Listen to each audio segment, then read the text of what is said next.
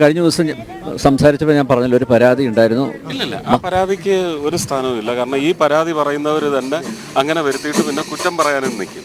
അപ്പോൾ അതൊന്നും നമ്മൾ നോക്കണ്ട. നമുക്ക് പറ്റുന്ന രീതിയിൽ ആർക്കും ബുദ്ധിമുട്ടുണ്ടാക്കാത്ത രീതിയിൽ ഇപ്പം തന്നെ നിങ്ങൾക്ക് സമാധാനമായിട്ട് ഇത് ചെയ്യാൻ പറ്റുന്നുണ്ടോ? ഇല്ല. അപ്പോൾ പൂരപ്പറമ്പെന്ന് പറയുന്നതിൻ്റെ സ്വഭാവമാണിത്. ആർക്കും അവകാശപ്പെട്ട സ്പേസ് ഇല്ല, ആർക്കും അവകാശപ്പെട്ട ഒരധികാരവും ഇല്ല. എല്ലാവരും ഒരുപോലെ വന്ന് പങ്കുചേരുക. അങ്ങനെ എനിക്ക് സേഫ്റ്റി സ്റ്റാൻഡേർഡ്സ് മുഴുവൻ കീപ്പ് ചെയ്തുകൊണ്ട് ഒരു ഉന്തും തള്ളും വീഴ്ചയും സ്റ്റാമ്പീഡും ഉണ്ടാവാത്ത തരത്തിൽ കൂടി ഞാൻ ഒരു സിനിമാക്കാരനായതുകൊണ്ട് നടക്കണം, അല്ലേ? അതും കൂടെ നോക്കി നടക്കുന്നു, അത്രയും. ഇപ്പോൾ ദേവസ്വം മന്ത്രി നേരത്തെ ഇവിടെ വന്ന സമയത്ത് ഞങ്ങൾ ചോദിച്ചു, അദ്ദേഹത്തിൻ്റെ ആ പരാമർശത്തിൽ അദ്ദേഹം ഒരു വ്യക്തത വരുത്തിയിട്ടുണ്ട്. അതായത് മത ചിഹ്നങ്ങൾ ഉപയോഗിക്കാൻ പാടില്ല എന്നല്ല പറഞ്ഞത്, മതസ്പർദ്ധ വളർത്തുന്ന ചിഹ്നങ്ങൾ ഉപയോഗിക്കാൻ പാടില്ല. ഞാൻ പറഞ്ഞില്ലേ ഇന്നലെ? ഞാൻ എന്താ പറഞ്ഞത്? മതസ്പർദ്ധ വളർത്തുന്നതെന്ന് പറയുമ്പോഴത്തേക്കും അതിലെ രാഷ്ട്രീയ നിഴലിപ്പുള്ള ചിത്രങ്ങളാണ് എന്നേ പറഞ്ഞിട്ടുള്ളൂ. മതത്തെ സംബന്ധിച്ച് പറഞ്ഞാൽ ദിസ് ഇസ് ഡിസ്പ്ലേ ഓഫ് മതം. അത് എല്ലാവർക്കും സന്തോഷമാവും, അത്രയേ ഉള്ളൂ. അപ്പം മതമല്ലാതെ പിന്നെ എന്താ എഴുന്നള്ളിക്കേണ്ടത്? ഇവിടെ വേറെ എന്താ എഴുന്നള്ളിക്കണമെന്നാണ് നിങ്ങൾ അത് വ്യാഖ്യാനിക്കുന്നത് തന്നെ. പറയുന്ന ആളിന് ഒരു ശുദ്ധി ഉണ്ടെങ്കിൽ അതിനെ ദുർവ്യാഖ്യാനം ചെയ്ത് നമ്മൾ കുഴപ്പമാക്കാൻ പാടില്ലല്ലോ. ഞാൻ അത്രയും മനസ്സിലാക്കിയുള്ളൂ. അല്ലെങ്കിൽ ആദ്യം ഒച്ചപ്പാടെടുക്കേണ്ടത് ഞാനല്ലേ?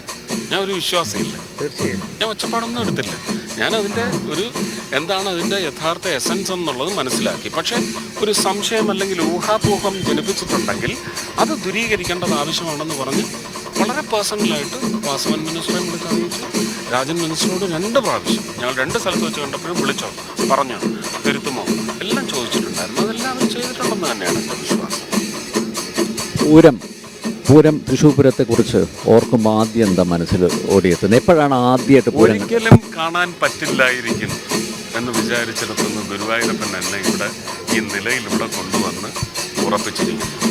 അസാധ്യം എന്ന് വിചാരിച്ചത് എനിക്ക് സാധ്യമായിരിക്കുന്നു. പൂരം ഒരു ഉത്തരവാദിത്വമുള്ള പൗരൻ എന്ന നിലയ്ക്ക് എനിക്കിവിടെ വന്ന് ഇതിൻ്റെ നടത്തിപ്പിലും പങ്കുചേർന്ന് ആനന്ദിക്കാൻ സാധിക്കും. വടക്കുന്നാഥനല്ലേ എല്ലാം തീരുമാനിക്കുന്നുണ്ട്? വടക്കുന്നാഥൻ തന്നെയാണ് തീരുമാനിക്കുന്നത്. പക്ഷേ എൻ്റെ ജീവിതത്തിൻ്റെ ഗതിയെല്ലാം നിശ്ചയിക്കുന്നത് എൻ്റെ ഗുരുവായൂരപ്പനാണ്.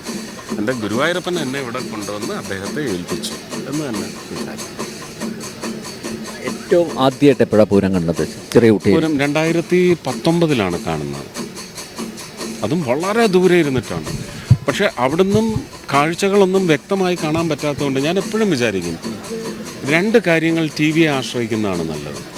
അതിൻ്റെ ഡീറ്റെയിലിംഗ് അറിയണമെങ്കിൽ ഒന്ന് ക്രിക്കറ്റ്. ഫുട്ബോളിന് നമുക്ക് ആവേശം പകർന്നെടുക്കണമെങ്കിൽ നമ്മൾ ഗാലറിയിലുണ്ടാവും. ഫ്രണ്ടിൽ VIP സീറ്റ് ഇരുന്നാൽ നപുംസകങ്ങളായി പോകും ആസ്വാദകരെന്ന നിലയ്ക്ക്. ഗാലറിയിലിരിക്കണം എന്ന് പറഞ്ഞ പോലെ പൂരം അതിൻ്റെ ഡീറ്റെയിൽസ് അടക്കം അതിൻ്റെ ആ എസൻസ് ഓഫ് പൂരം എന്ന് പറയുന്നത് നമുക്കങ്ങ് മനസ്സിൽ പതിപ്പിച്ചെടുക്കണമെങ്കിൽ TV യിൽ തന്നെ കാണണം. അല്ലെങ്കിൽ ഇവിടെ വന്ന് ഇങ്ങനെ സ്വാതന്ത്ര്യത്തോടെ ഒരു സാധാരണ പൗരനെ പോലെ നിന്ന് പങ്കെടുക്കാനും അതിൽ നിന്ന് ആനന്ദം പകർന്നെടുക്കാനും സാധിക്കും. അതെന്നെ സംബന്ധിച്ച് ബുദ്ധിമുട്ട് തന്നെയാണ്, അസാധ്യവുമാണ്. അപ്പോൾ TV എന്ന് പറയുന്നത് എനിക്ക് കുറച്ചുകൂടി ഡിസ്ക്രിപ്റ്റ് ആയിട്ടുള്ള ഒരു വിഷ്വൽ പകർന്നു തന്നിട്ടുള്ള ആനന്ദവും അതുവഴി കിട്ടിയിട്ടുണ്ട്.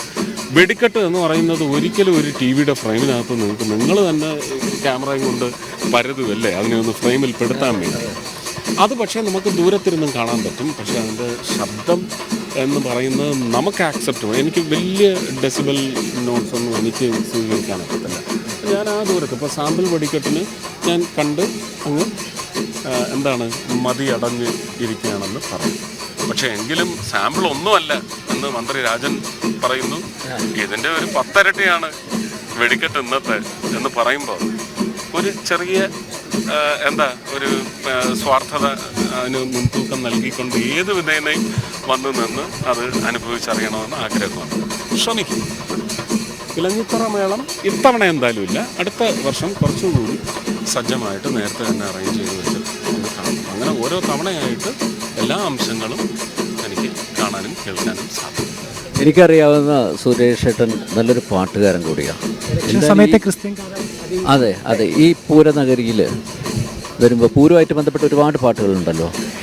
എനിക്ക് ആ പാട്ടുകളൊന്നും എനിക്കറിയത്തില്ല. ഞാൻ അങ്ങനത്തെ പാട്ടുകളുടെ ഒരാളുമല്ല. കൂടുതലും ഈ റൊമാൻറ്റിക് സോങ്സ് എല്ലാം പഠിച്ചു വെച്ചിരിക്കുന്നുണ്ട്. ഒരുപാട് പാട്ടുകളുണ്ട്, പക്ഷേ സ്ഥിരമായിട്ട് ഏത് ചോദിച്ചാലും ആദ്യം വരുന്നത് ഇളയനിലയാണ്. പക്ഷേ ഇവിടെ എനിക്ക് തോന്നുന്നു പാടാൻ പറ്റിയ ഒരു തമിഴ് പാട്ടെന്ന് പറയുന്നത് നെഞ്ചുക്കുൾ നീരുക്കുൾ മൂழ்கிடும் താമரை சற்றென்று மாறுது வானிலை பெண்ணே உன்னேல் பிழை இல்லாமல் நீந்திடும் பேரலை பூவுக்குள் நீந்திடும் காரிகை பொன்வண்ணம் சூடிய காரிகை பெண்ணே நீ காஞ்சனை ஓ சாந்தி சாந்தி ஓ சாந்தி என் உயிரை உயிரை நீ ஏந்தி ஏன் சென்றாய் சென்றாய் என்னை தாண்டி இனி நீதான் என்ற நந்தாதி நெஞ்சுக்குள் பெய்திடும் மாமழை நீருக்குள் மூழ்கிடும் தாமரை பொன்வண்ணம் சூடிய காரிகை പെണ്ണേ നീ കാഞ്ചനൈ. എന്തായി അഭിനയം, എന്തായി ഷൂട്ടിംഗ്? ഏതാ ഷൂട്ടിംഗ് നടന്നുകൊണ്ടിരിക്കുന്നു. ഒറ്റക്കൊമ്പൻ നടന്നുകൊണ്ടിരിക്കുകയല്ലേ. 18 ദിവസത്തെ വർക്ക് കഴിഞ്ഞു. മറ്റന്നാൾ വീണ്ടും പോയി തിരുനക്കര മൈതാനത്ത്. സുരേഷേട്ടാ, ഈ ഒരു ബ്രേക്കിന് ശേഷമാണല്ലോ ഈ ആക്ടിങ്ങിലോട്ട് വരുന്നത്.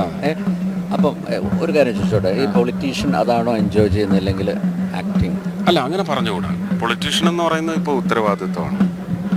MP മാത്രമാണെങ്കിൽ ഞാൻ അത്രയും വലിയ ഉത്തരവാദിത്വം എന്ന് ഞാൻ പറയത്തില്ല. വലിയ ഉത്തരവാദിത്വമാണ്. അത് കീപ്പ് ചെയ്തുകൊണ്ട് തന്നെയാണ് എൻ്റെ വെൻറ്റിംഗ് ഔട്ട് നടക്കുന്നത്. ഇതെൻ്റെ സർഗാത്മകമായ പ്രതിഭയ്ക്കും ആവശ്യങ്ങൾക്കും ഉള്ള വെൻറ്റിംഗ് ആണ് നടക്കുന്നത്. അത്രയും. വടക്കുന്നാഥനോടുള്ള പ്രണയമായിരുന്നോ പാട്ട്? അല്ല, ഞാൻ പറയുന്ന ഇവിടെ ശരിക്കും നെഞ്ചിനകത്ത് മഴയാണ് പെയ്യുന്നത് അല്ലേ. നെഞ്ചിനുള്ളിൽ നീയാണ് എന്ന് പറയുന്നത് പോലെ തന്നെ നെഞ്ചിലെല്ലാവർക്കും കുളിർ മഴയാണ് പെയ്യുന്നത്. ഓരോ കുട വിരിയുമ്പോഴും അല്ലേ ഒരു പുതിയ മഴനീർത്തുള്ളിയാണ് ഹൃദയത്തിലോട്ട് വീഴുന്നത്. അതുകൊണ്ട് പെട്ടെന്ന് ആ പാട്ട് വന്നു. അവിടെ പാടിയപ്പോൾ പൊന്നോട് പൂവായാണ് പാടിയത്. പൂവിലെ നിറങ്ങൾ, ആകാശത്ത് വിരിയുന്ന നിറങ്ങൾ, ആനപ്പുറത്ത് വിരിയുന്ന നിറങ്ങൾ എല്ലാം അങ്ങനെ കണക്റ്റഡ് ആയിട്ട് വന്നു. അത്രയേ ഉള്ളൂ.